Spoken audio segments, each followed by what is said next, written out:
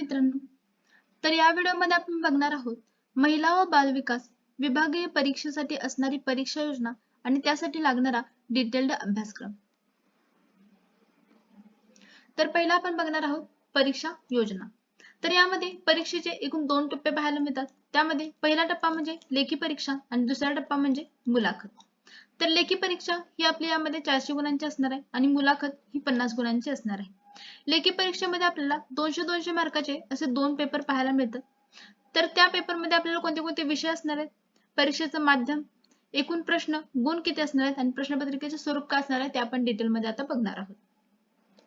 तर पहिला पेपर आपला असणार आहे त्यामध्ये संकेतांक 203. त्यामध्ये आपल्याला मराठी, इंग्रजी, सामान्य ज्ञान आणि शासनाशी संबंधित निवडक कायदे व संस्था हे विषय असणार आहेत.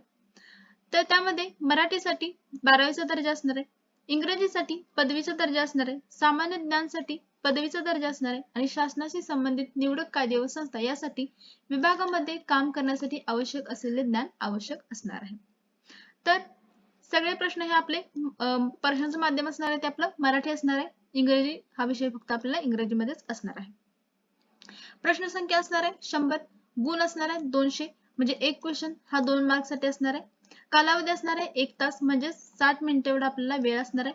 प्रश्नपत्रिकेचे स्वरूप आहे वस्तुनिष्ठ बहुपर्यायी म्हणजे MCQ टाइप आपला हा पेपर असणार आहे. दुसरा पेपर असणार आहे आपला संकेतांक 204. तर त्यामध्ये विषय पदांच्या कर्तव्यासाठी आवश्यक ज्ञान यावर आधारित यामध्ये क्वेश्चन्स असणार आहेत. माध्यम असणार आहे मराठी, यामध्ये सुद्धा सेम 100 क्वेश्चन्स असणार आहेत, 200 मार्क्ससाठी वेळ असणार आहे 1 तास आणि परीक्षेचे स्वरूप असणार आहे वस्तुनिष्ठ बहुपर्यायी म्हणजे MCQ टाइपच हा पण पेपर असणार आहे. तर यामध्ये आपण आपले असे 2 पेपर यामध्ये होणार आहेत. तर यासाठी मार्किंग सिस्टीम बघू म्हणजे नकारात्मक गुणदान कशा पद्धतीने असणार आहे. तर प्रत्येक चुकीच्या उत्तरेकरता आपला 25% किंवा 1/4 एवढं गुण आपलं एकूण गुणांमधून वजा किंवा कमी करण्यात येणार आहे. एखाद्या प्रश्नाची एकापेक्षा अधिक उत्तरे दिली असतील किंवा ज्या उमेदवारांनी उत्तरपत्रिकेत पूर्ण वर्तुळ चिन्हांकित केले नसेल तर अशा प्रश्नासाठी सुद्धा प्रश्न चुकीचा समजण्यात येऊन त्यासाठी सुद्धा आपला 25% किंवा 1/4 एवढा मार्क आपला कमी केला जाणार आहे.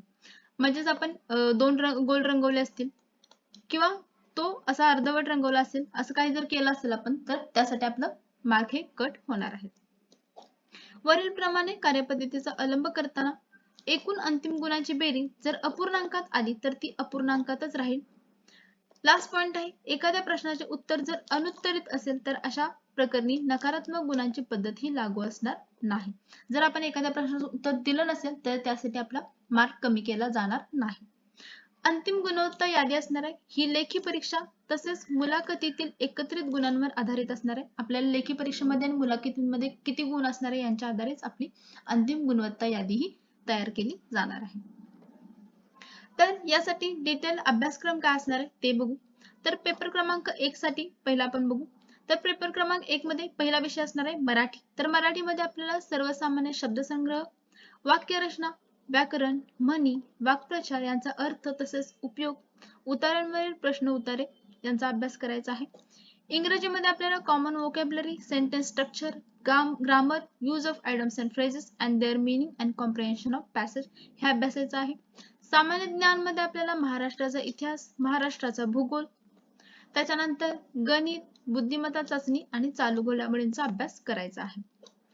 त्याच्यानंतर शासनाशी संबंधित निवडक कायदे आणि संस्था इत्यादींचा सुद्धा आपल्याला अभ्यास करायचा आहे.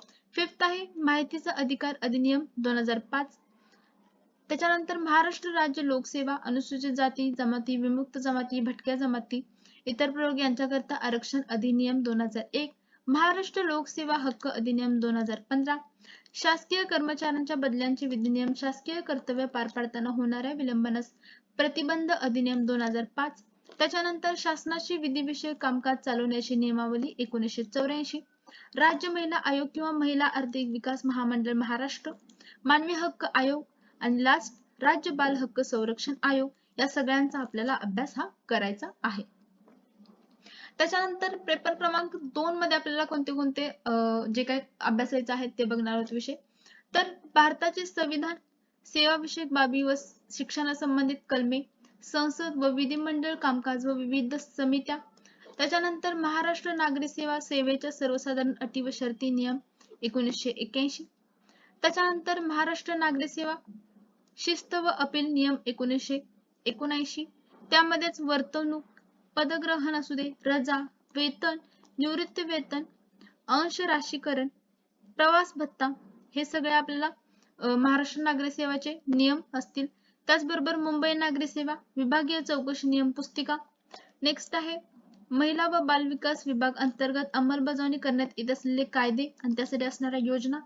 त्याचबरोबर महाराष्ट्र राज्य बाल न्याय, मुलांची काळजी व संरक्षण संबंधित नियम, त्यासाठी 2018 कायदा आणि एकात्मिक बाल विकास सेवा योजना आयुक्तालय अंतर्गत अंमलबजावणी करण्यात येत असलेल्या योजना म्हणजेच integrated child development services scheme ICDS ही सुद्धा आपल्याला यामध्ये अभ्यासायची आहे.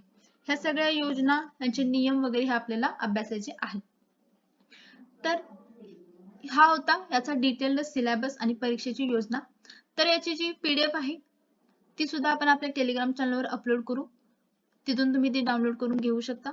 तर तुम्हाला ही माहिती आवडली असेल तर आपल्या व्हिडिओला लाईक करा आणि अशाच नवीन अपडेटसाठी आपल्या चॅनलला सबस्क्राईब करा. थँक्यू.